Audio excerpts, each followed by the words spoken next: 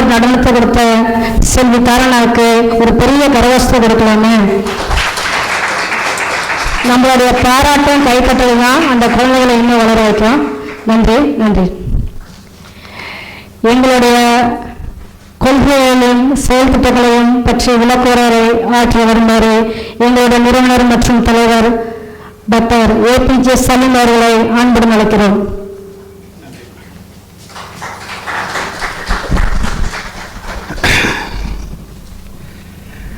அனைவருக்கும் இனிய காலை வணக்கம். எல்லாரும் இருக்கீங்களா? ஒரு சவுண்ட் கூட இல்லையே.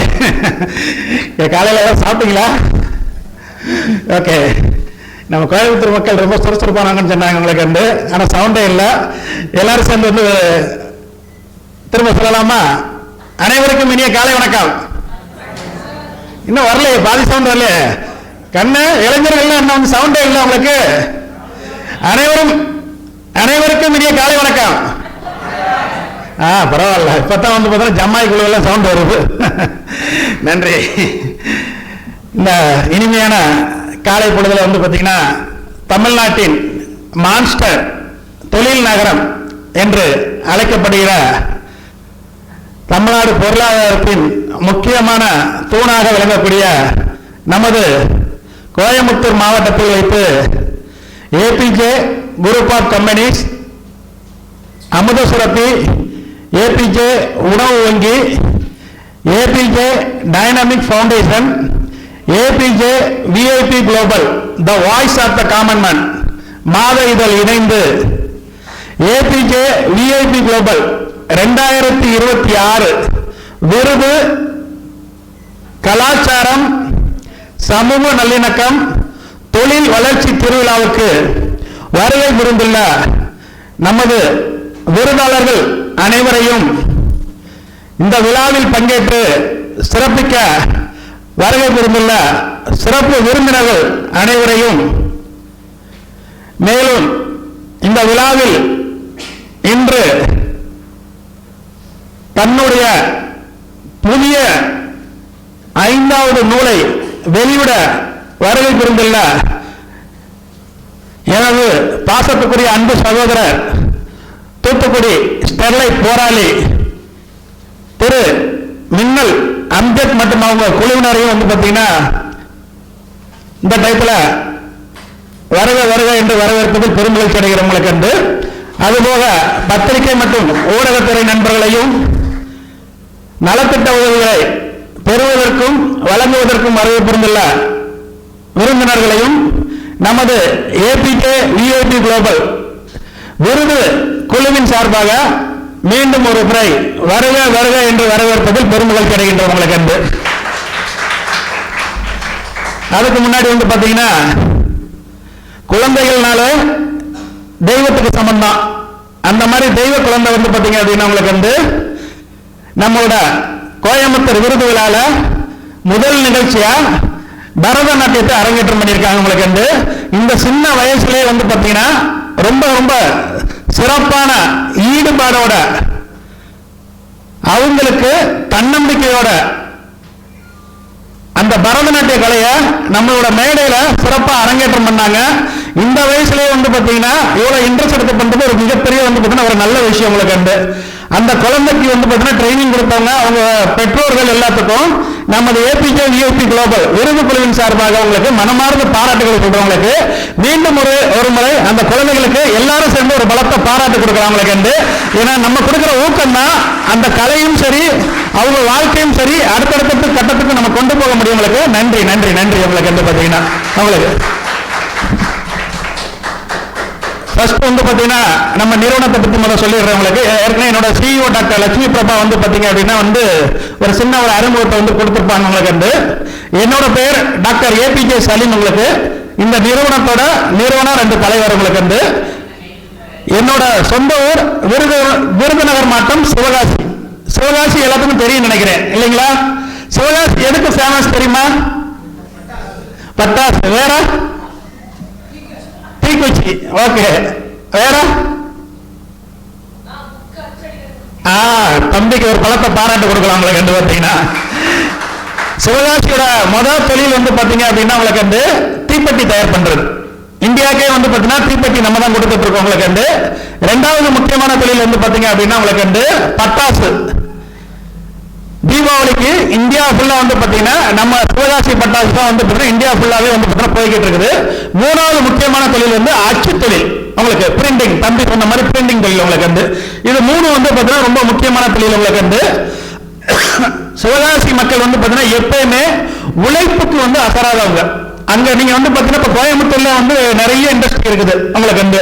ஒவ்வொரு தெருவிலுமே ஏகப்பட்ட இண்டஸ்ட்ரி இருக்கு உங்களுக்கு. சிறு குறு தொழில்கள் வந்து பாத்தீங்கன்னா இங்க அதிகம் உங்களுக்கு. அத மாதிரி சிவகாசியில நீங்க எந்த தெருவில் நுழைஞ்சாலும் உங்களுக்கு ஒரு 4 கம்பெனியோ 5 கம்பெனியோ வந்து எல்லா தெருவுலயுமே இருக்கும். எங்க போனாலும் சின்ன குழந்தைகள் வந்து பாத்தீங்கன்னா வயசானவங்க வரையும் எப்பயுமே வேலை இருந்துகிட்டே இருக்கும் உங்களுக்கு. நீங்க வேலை பார்க்க முடிஞ்ச அளவுக்கு எவ்வளவு நாள் வேலை பார்க்கலாம். சின்ன குழந்தைக்கு வேலை அப்படின்னால சொன்ன உடனே குழந்தை தொழிலாளர் வேலை கிடையாது உங்களுக்கு.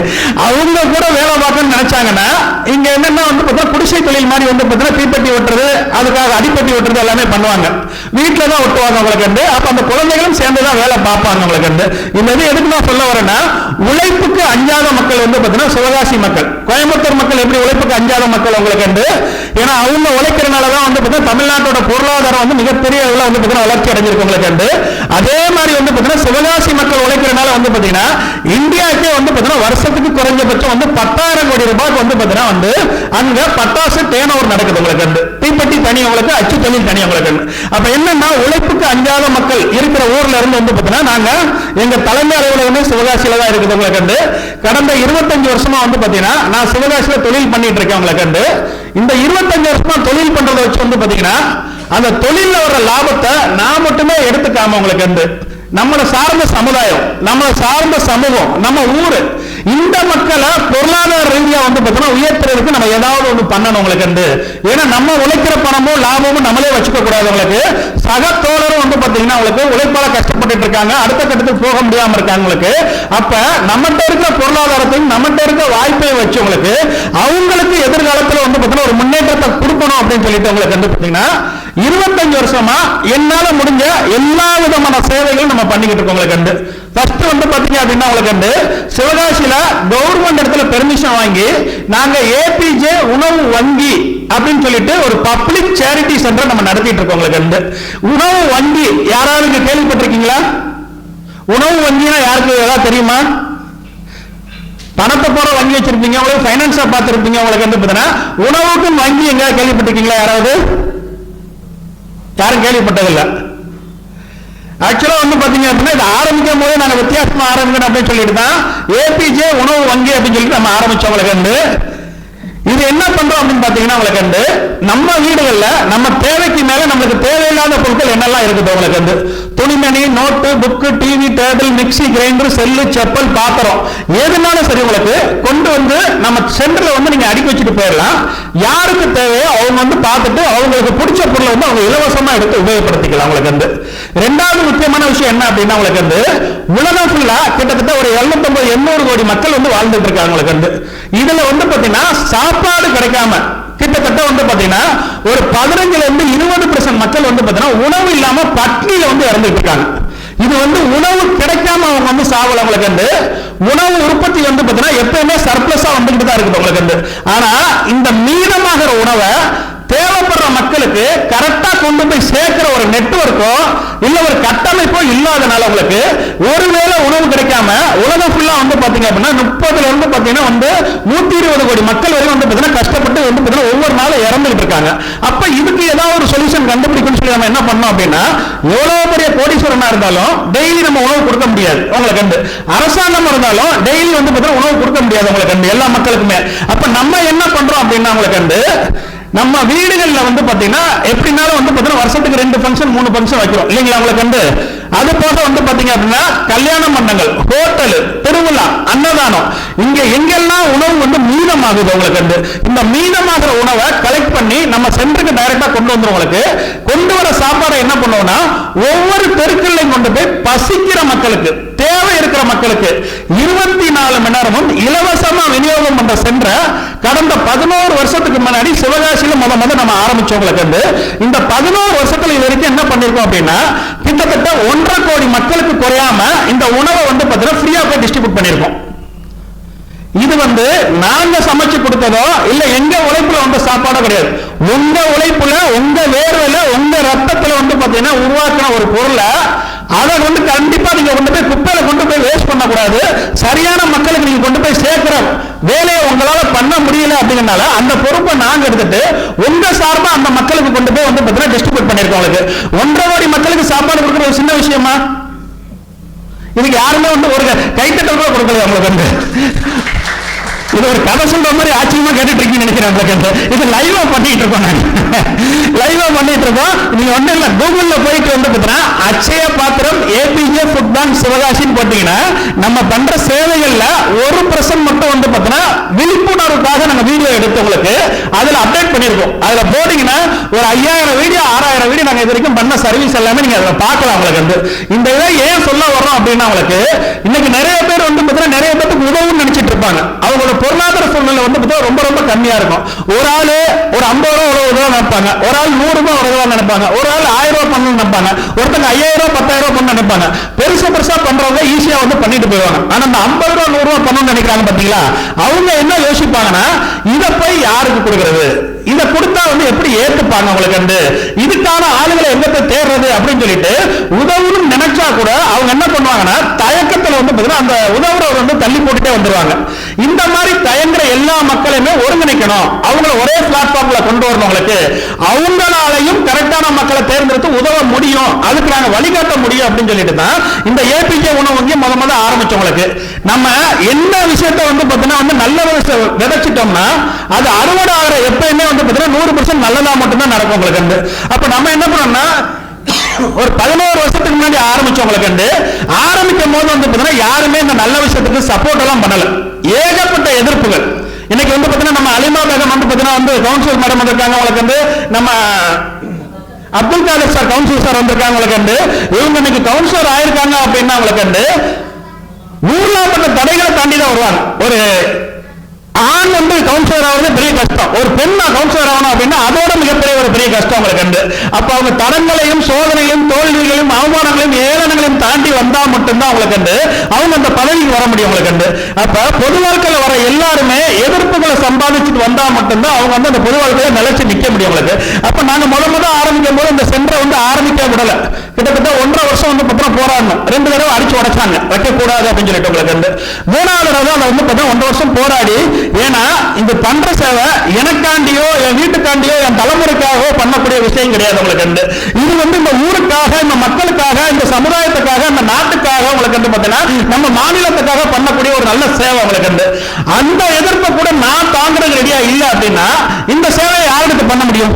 இத்தனை வருஷத்துல யாருமே அந்த இதை கொண்டு வரல. உங்களுக்கு உணவுக்காக ஒரு வங்கி ஆரம்பிக்கணும், உணவுக்காக ஒரு மக்கள்கிட்ட கொண்டு போய் கொடுக்கணும் அப்படின்னு யாருமே ஆரம்பிக்கல. அப்ப புதுசா ஒரு விஷயத்தை நம்ம ஆரம்பிக்கிறோம் அப்படின்னா அதுக்கு எதிர்ப்புகள் வரத்தான் செய்யும். அதை நம்ம தாண்டறதுக்கு ரெடியா இருந்தா தான் அதை பண்ணவே வரணும். உங்களுக்கு அப்ப இந்த எதிர்ப்புகள் எல்லாம் தாண்டி நம்ம பண்ணோம். உங்களுக்கு கிட்டத்தட்ட நீங்க 11 வருஷம் முடிஞ்சிருச்சு. உங்களுக்கு ஒரு 1.5 கோடி மக்களுக்கு பாத்தீங்கன்னா அந்த சாப்பாடை கொண்டு போய் சேர்த்திருக்கோம். உங்களுக்கு இதுல மிக முக்கியமான விஷயம் என்ன அப்படின்னா, உங்களுக்கு நாங்க ஆரம்பிக்கும் போது யாரெல்லாம் தடங்கள் சொன்னாங்களோ இன்னைக்கு அவங்க எல்லாருமே இதுல பயனாளிகளா இருக்காங்க. அவங்க நிறைய பேருக்கு இதுல எடுத்துட்டு போய் மக்களுக்கு கொடுக்குறாங்க. உங்களுக்கு அவங்க ஒரு நல்ல பேரோட அந்த சேவை பண்ணிக்கிட்டு இருக்காங்க. உங்களுக்கு அதாவது முதல் நல்ல விஷயம் எப்ப ஆரம்பிச்சாலும் எதுக்கு பண்ண போறோம், ஏன் பண்ண போறோம் யாருக்குமே தெரியறது இல்லை. உங்களுக்கு எல்லாத்துக்கும் எதிர்ப்பு தெரிவிக்கணும், அதை வரவிடாம பண்ணணும். இதுதான் அவங்க நோக்கம். அவங்களுக்கு என்னன்னா நம்ம பேர் எடுத்து பெரிய ஆளாயிரப்ப நம்ம பேருக்கோ புகழுக்கோ வரல அப்படிங்கிறது அவங்களுக்கு தெரியறது இல்லை. அவங்களுக்கு ஏன்னா உண்மையா சேவை பண்றவங்க யாருமே பாத்தீங்கன்னா பப்ளிசிட்டி பண்ணி பணத்துக்காகவோ அதிகாரத்துக்காகவோ ஓட மாட்டாங்க. அவங்களுக்கு அவங்க ஆட்டோமேட்டிக்கா அவங்களுக்கு முடிஞ்சதை பண்ணிக்கிட்டு போய்கிட்டே இருப்பாங்க.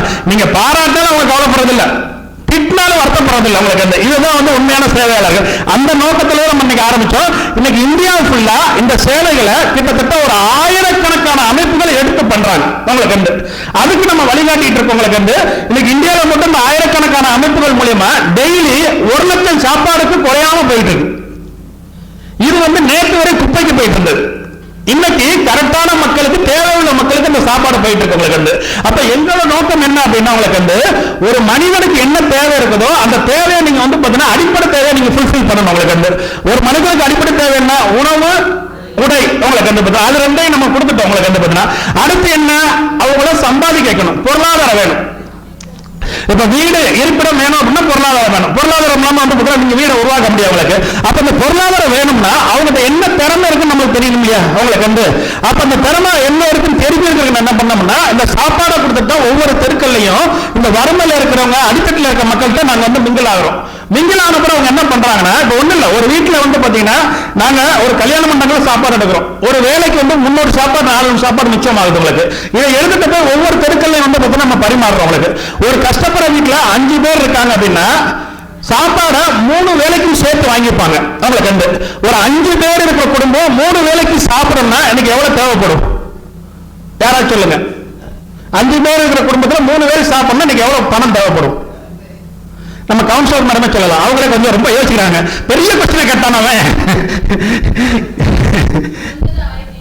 1500. வேற 5 பேர் 3 வேளை ஒரு நாளைக்கு சாப்பிடணும். நார்மல் சாப்பாடு சாப்பிடணும் எவ்வளவு வரும்? 500 ரூபாய் இல்லைங்களா அவளுக்கு. கரெக்டா சாப்பிட்டால் அவருக்கு ஒரு பாராட்டு கொடுக்கலாம் உங்களுக்கு. மேடம் கொஞ்சம் வசதியா சாப்பிடுவாங்க நினைக்கிறவங்களுக்கு அது ஒன்றும் தப்பு கிடையாது உங்களுக்கு. அது அவங்க பொருளாதாரத்தை பொறுத்தவங்களுக்கு மினிமம் குறைஞ்சது 300 இருந்து 500 ரூபாய் வேணும் இல்லைங்களா அவங்களுக்கு. நம்ம அம்மா ஹோட்டல்ல சாப்பிட்டா கூட வந்து பார்த்தீங்கன்னா 5 பேருக்கு 50 ரூபாய் வச்சாலும் 150 ரூபாய் வேணும் நம்மளுக்கு வந்து பார்த்தீங்கன்னா. அது என்ன அப்படின்னா 300 ரூபாயில இருந்து 500 ரூபாய் வேணும். நம்ம கொண்டு போற சாப்பாடு என்ன பண்றாங்கன்னா ஒரு ஃபேமிலி 3 வேளைக்கு வாங்கிக்கிறாங்க. இந்த 3 வேளையில வாங்குற சாப்பாடு வந்து பாத்தீங்கன்னா ஒரு மாசத்துக்கு 10 நாள் நம்மகிட்ட வாங்குறாங்கன்னு வச்சுக்கோங்க. 500 into 10 எவ்வளவு ஆச்சு? பரவாயில்ல, ஒருத்தருக்கு மட்டும் நல்ல கணக்கு தெரிஞ்சிருக்கு. அவருக்கு ஒரு பாராட்டு கொடுத்துல எல்லாருமே சேர்ந்தவங்களுக்கு 5000 ரூபாய் அவங்களுக்கு வந்து பாத்தீங்கன்னா.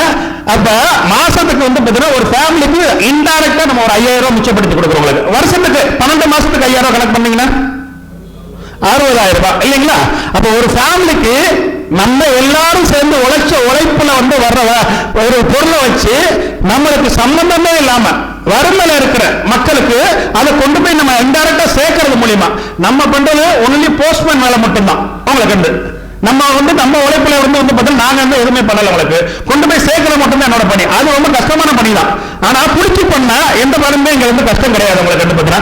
அப்போ ஒரு ஃபேமிலிக்கு வருஷம் 60000 ரூபாய் நம்ம மிச்சப்படுத்துறவங்களுக்கு வந்து. அது போக எங்கிட்ட துணிமணிகள், note book, TV, table, mixie grinder எல்லாமே கொண்டு வந்து வைப்பாங்க.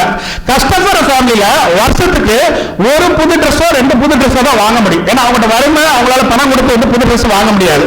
அப்ப வருஷத்துக்கு வந்து பாத்தீங்க அப்படின்னா அவங்களுக்கு 5 பேருக்கு ஒரு 2 தடவை புது ட்ரெஸ் எடுக்கணும்னா எவ்வளவு செலவு பண்ணுவாங்க? ஒரு தீபாவளி, ஒரு பொங்கல், இல்ல ஒரு பக்ரீத், ஒரு ரம்ஜான் உங்களுக்கு வந்து, இல்ல கிறிஸ்துமஸ், இல்ல ஒரு நியூ இயர் எடுக்கிறாங்கன்னு வச்சுக்கோங்களேன். ஒரு 5 பேருக்கு 2 தடவை எடுத்தானே எவ்வளவு எடுப்பாங்க? 10000 ரூபாய் அதிகபட்சம் வச்சுக்கலாம் உங்களுக்கு.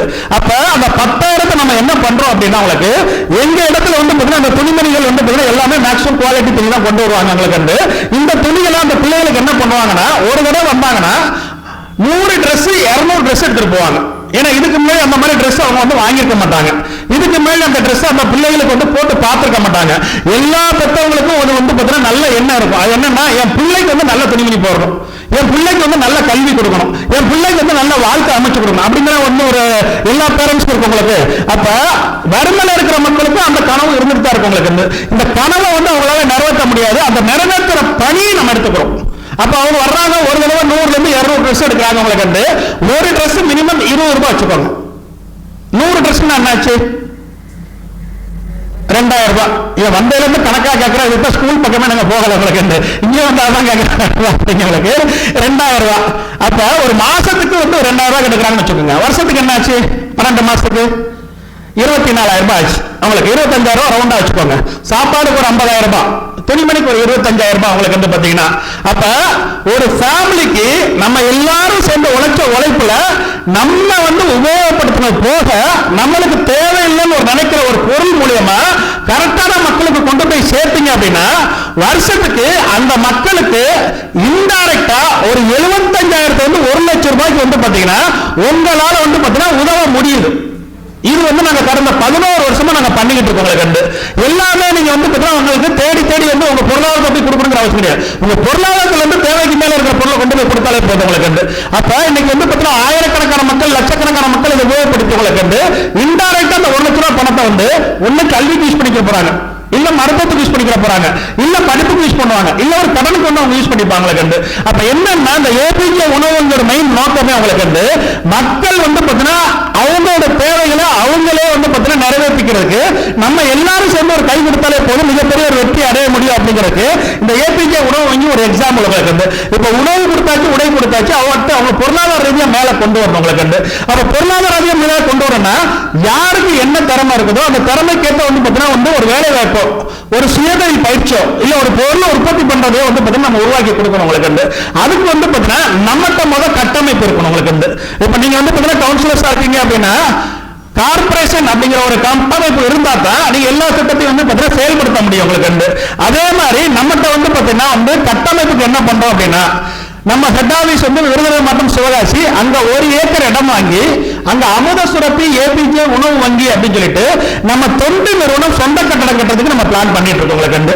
இதுல என்ன பண்ண போறோம்னா, ஆதரவு இல்லாத மக்கள் உலகம் ஃபுல்லா எங்க இருந்து வந்தாலும் சரி 24 மணி நேரமும் அன்னதானம் கொடுக்கிற ஒரு அன்ன சத்திரத்தை வந்து பார்த்தீங்கன்னா நம்ம கட்டுறதுக்கு பிளான் பண்ணிட்டு இன்ஷால்லா உங்களுக்கு.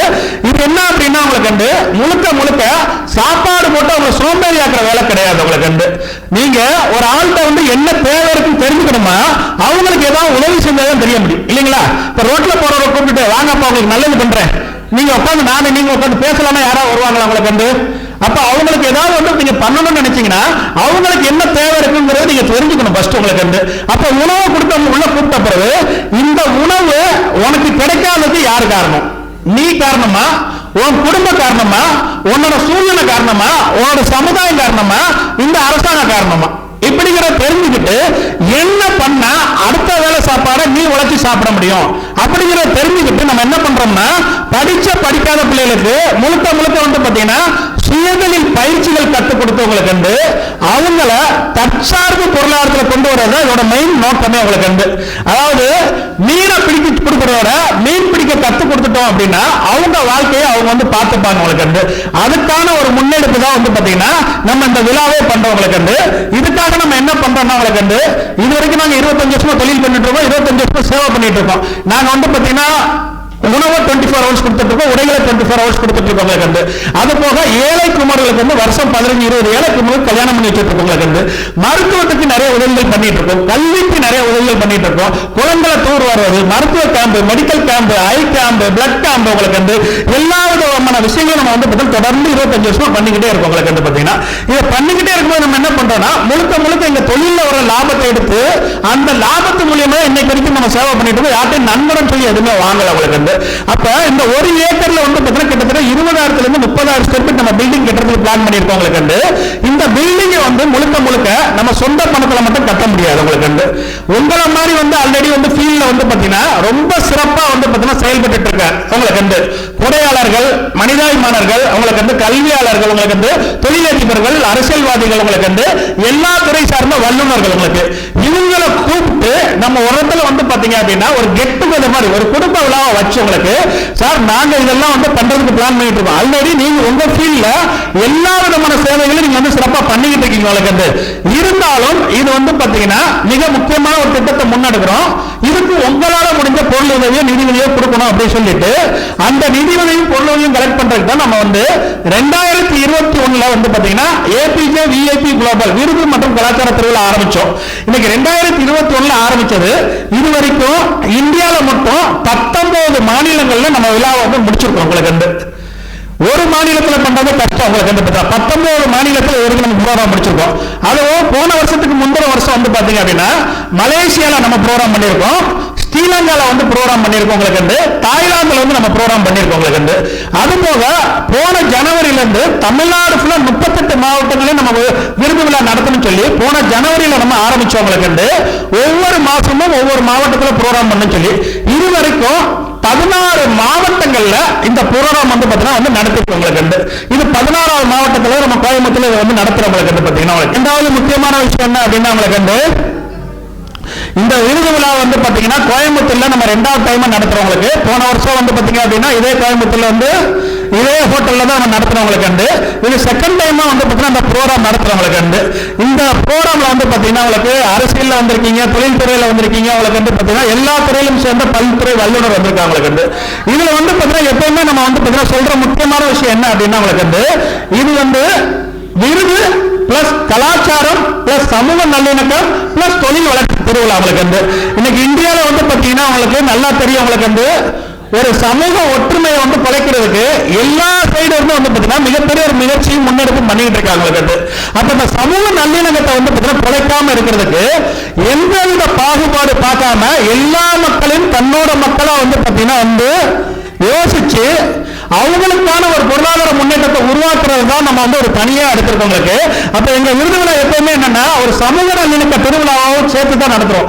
இந்து, முஸ்லீம், கிறிஸ்டின், பௌத்தம் எந்த மதத்தை சார்ந்தவங்களா இருந்தாலும் எல்லாத்தையுமே சரிசமமா நடத்தணும் அப்படிங்கறத நம்மளோட மெயின் நோக்கமா வந்து பாத்தீங்கன்னா எடுத்து நம்ம பண்ணிக்கிட்டு இருக்கோம்.